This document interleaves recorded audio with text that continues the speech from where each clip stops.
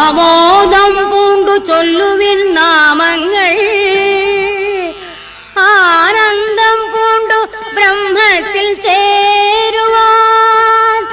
മതിയുണ്ടെങ്കിലൊക്കെ മതിയിതു തിരുനാമത്തിൻ മാഹാത്മ്യമാമിതു. പിഴയാകിലും പിഴകേടെന്ന